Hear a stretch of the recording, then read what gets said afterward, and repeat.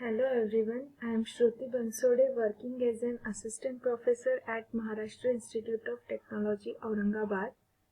In this pandemic situation, to avoid academic loss, we must go for online teaching for students' benefit. So, here I am going to introduce you about the subject Geotechnical Engineering of TY BTech.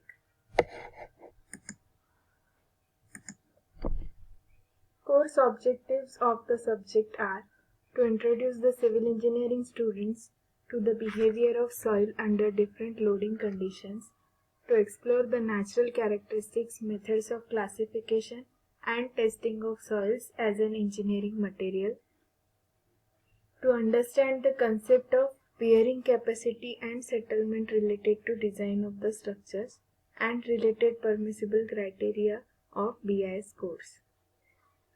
Now we will learn about the terms related to geotechnical engineering. First is soil mechanics. The word was coined by Dr. Carl Terzaghi, who is rightly regarded as father of modern soil mechanics.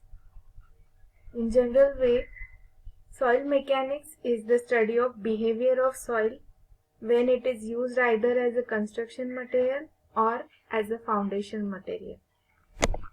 But according to Terzaghi, laws of mechanics and hydraulics are applied to engineering problems dealing with sediments and soil particles. In other words, soil mechanics is the branch of mechanics which deals with the action of forces on soil and with the flow of water in soil.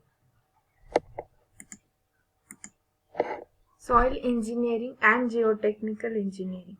Soil engineering is applied science in which principles of soil mechanics are applied to practical problems,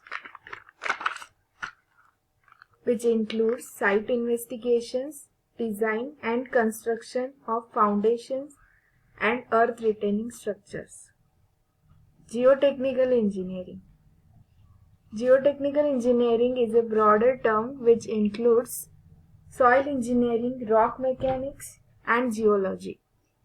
This term is used synonymously with soil engineering in this course.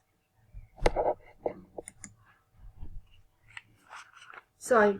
It is an unconsolidated material. Unconsolidated means the particles are loosely arranged as you can see in this picture. It is composed of soil particles produced by disintegration of rocks overlying hard rock with or without organic matter. As we know, foundation of all structures have to be placed on or in such soils. Hence, engineering properties of soil are of primary interest to the geotechnical engineer. Soil may remain at its place of origin or it may be transported by various natural agencies. In this picture, we can see the rock cycle, the process in which rocks are continuously transformed between the three rock types, igneous, sedimentary and metamorphic, by the actions like weathering, erosion, heat and pressure, compaction and cementation. Origin of soil. Soil is an incidental material obtained from geologic cycle, which goes on continuously in nature. It consists of erosion, transportation, deposition and upheaval. Rocks get eroded and degraded by various physical and chemical processes. The product is transported by natural agencies such as water, wind and carried to the new location where they are deposited. If soil remains at its place or just above the parent rock, it is called residual soil. If it is displaced away from the place of origin, it is called transported soil. Soil is formed by physical disintegration and chemical decomposition of rocks. Physical disintegration includes temperature changes, wedging action, spreading of roots of plants and abrasion. while chemical decomposition includes hydration, carbonation, oxidation, and upheaval. Geotechnical engineering has vast application in the construction of various civil engineering works. First is foundation. As we all know, every civil engineering structure, whether it is a building, a bridge, or a dam, is founded on or below the surface of earth. Foundations are required to transmit the load of structure to the soil safely and efficiently. Hence, we used to understand the bearing capacity of soil, effect of groundwater and vibration.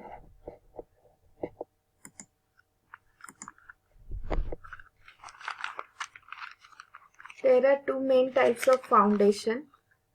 In shallow foundation, load is transmitted to the upper strata and adequate bearing capacity is required. In deep foundation, load is transmitted to the strata at considerable depth, hence higher bearing capacity is required. Also, foundations should satisfy the criteria of strength, settlement, and serviceability.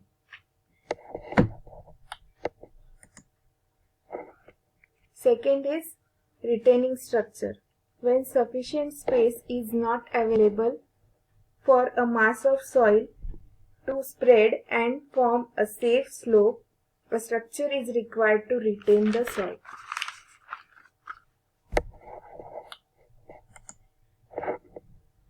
In this diagram, we can see the retaining structure. It may be a rigid wall like this or sheet pile. It can be used to keep soil at different level on its either side. Here we study earth pressure exerted by the soil on this structure. Third is stability of slopes. If soil surface is not horizontal, the component of weight of soil tends to move it downward, which causes instability of slopes. Slope may be natural or man-made. Excavation is done for every building or structure to be founded, like excavation for building, excavation for pipe, excavation for canal construction. This makes stability of slopes important.